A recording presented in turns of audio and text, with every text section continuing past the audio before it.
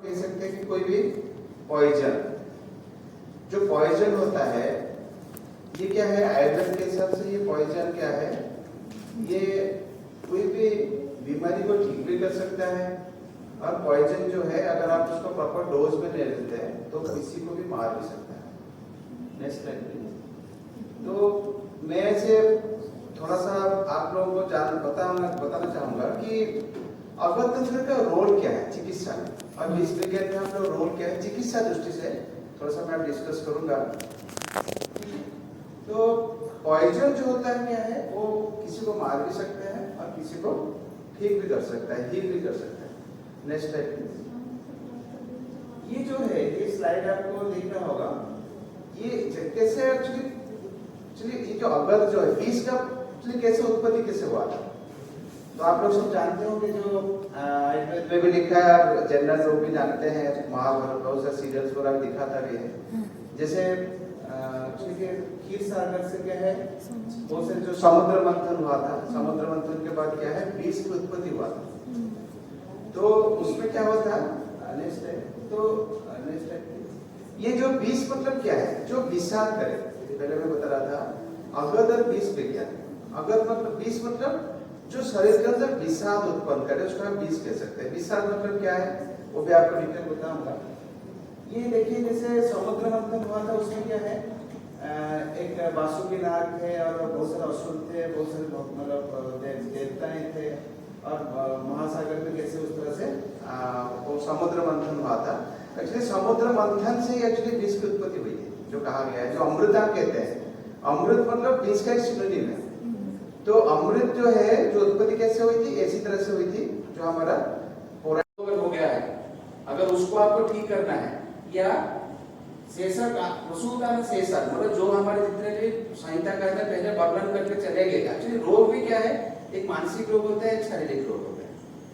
ठीक है, मन से जो आपका जो मन, हम लोग अगर सोचते हैं कि आयुर्वेद क्या है बहुत इलाबरेट नहीं सोचता, आयुर्वेद नहीं सोचता, स्पेसिफिक नहीं सोचता। आयुर्वेद की जो संरचना किया गया है वो बहुत इतना इलाबरेशन है, वो आप अगर सूक्ष्म जाएंगे तो आपको बहुत सारी चीजें आपको उसमें ज्ञान की प्राप्ति होती है। तो जो हमारा संहिता के अंदर पहला ही ये था कि आपको कैसे आयु को बढ़ाना है। ठीक है, आगे चलिए।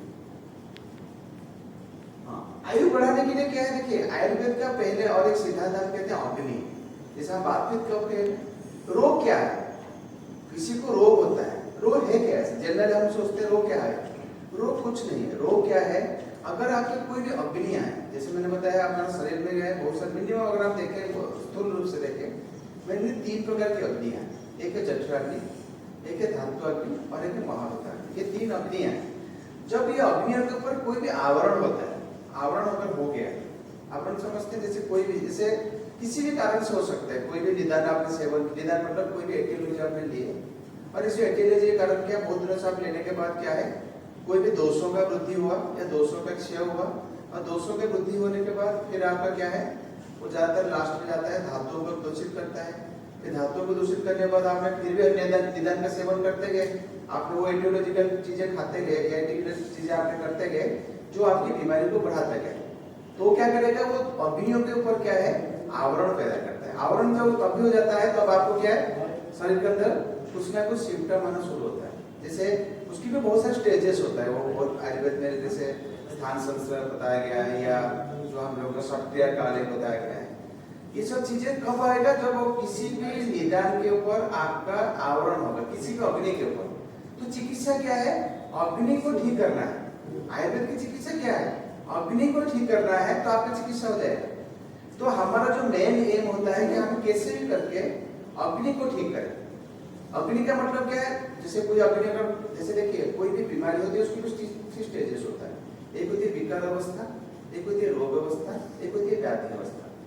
विकार अवस्था क्या होता है, विकार धातु वैषम्य, आयुर्वेद में लिखा है जब धातुओं की दूषित हो जाता है उसको हम कहते हैं विकार। जैसे कोई किसी पेशेंट आपके पास आता है, बोलते हैं सर मेरे को जुकाम हो रहा है, ठीक है, तो जुकाम होना दिस इज ए विकार अवस्था। लेकिन जुकाम होने के बाद उसका खांसी में परिवर्तन होना, उसके बाद उसका गंधना सब चला जाना, जैसे गंध गया उसका खत्म हो गया, तो क्या है विकार अवस्था, रोग अवस्था, व्याधि अवस्था। विकार अवस्था में आपके पास पेशेंट आएगा, मेरे को बोलेगा कि मेरे को सर ठंडा बहुत ज्यादा था, जुकाम हो रहा था। जुकाम होने के बाद क्या है, अभी मेरे को धीरे धीरे मैं ठीक, मतलब और भी निदान सेवन करता गया। अब बाहर ठंडा पानी पिया, आइसक्रीम खाए, कोल्ड ठंडा चीजें किए, घूमते रहे, तो क्या है वो धीरे धीरे व्याधि अवस्था में कन्वर्ट हो गया। व्याधि अवस्था में क्या होगा, खांसी होना शुरू हो जाएगा आपको, और ये बहुत सारी चीजें से सिग्नल चेंजेस हो रहा है, इस तरह से आपको रोग अवस्था में आ जाएगा। फिर जब आपने फिर भी उसको ठीक नहीं किए, फिर ऑटोमेटिकली क्यों व्याधि अवस्था में आ जाएगा, तो उसको क्या है, गंध का ज्ञान होना बंद हो जाएगा। तो हमारे पास जो पेशेंट आता है, हमारे पास पेशेंट तीनों स्टेजेस में आ सकता है। जो भी पेशेंट हमारा आयुर्वेद में आता है, विकार अवस्था में आ सकता है, रोग अवस्था में आ सकता है, व्याधि अवस्था में आ सकता है, कोई भी अवस्था में आए। लेकिन बहुत सारे ब्रांचेस उनके, हमारा आयुर्वेद में क्या है, मूलतः जो है 8 ब्रांचेस है। 8 जो है उसमें पहले जो क्या है, जैसे सुश्रुतसंहिता हम जाएंगे, पहला है शल्य, जो आप लोग सर्जरी आज के दिन में कहते हैं। सर्जरी जो क्या है, आयुर्वेद में भी उस समय लिखा है शल्य आहरण, मतलब किसी भी प्रकार के शल्य को आहरण निकालना, कोई भी विधि से। जैसे पहले आप लोग शल्य का लोग सर्जरी में पढ़ते हैं, जो भी करते भी हैं, जो आज के दिन में कंटेम्परेरी साइंस, मॉडर्न साइंस जो करता है, वो चीज आयुर्वेद में भी सब लिखा है। उसी तरह शालक्य मतलब जो हम लोग आज के दिन में ईएनटी जिसको कहते हैं, ईयर नोज और थ्रोट के जो डिजीज है, आई या ईएनटी, वो सब आयुर्वेद में शालक्य विभाग में आता है। उसी तरह काय चिकित्सा जो हमारा आयुर्वेद की जो है मेडिसिन जो है, काय आयुर्वेद, उन्होंने भी क्या क्लियर बताया, काय चिकित्सा में काय मतलब क्या है, अग्नि, काय अग्नि उच्यते तस्य चिकित्सा काय चिकित्सा। बहुत से मैंने आपको पहले बताया, अग्नि की चिकित्सा जो है उसको काय चिकित्सा कहते हैं, ठीक है। उसके बाद भूत विद्या, भूत विद्या क्या है, आयुर्वेद में चौथा जो हमारा अष्टांग आयुर्वेद में है, उसमें क्या है, जिसमें एक्चुअली देव का, असुर के बारे में, गंधर्व के बारे में, जो आपका राक्षस, पिशाच, जो 8 प्रकार के बताए गए, इनके बारे में, जैसे उनके ग्रह के संबंध दिया गया है। जैसे हम कहते हैं ना कि पिशाच ग्रह, पितृ ग्रह, उसमें भी बहुत सारे डिजीजेस होता है। सो इस सब चीजों को जहां वर्णन मिलता है उसको हम कहते हैं भूत विद्या।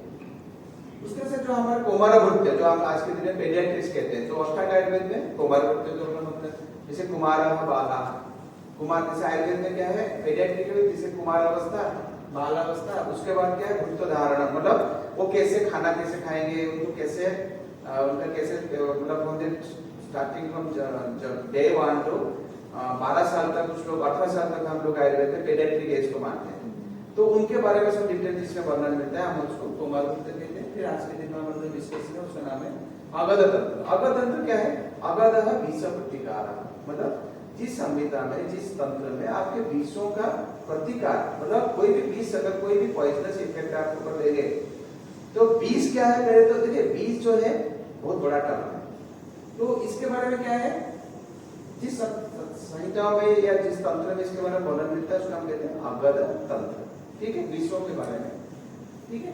उसमें और क्या मिलता है,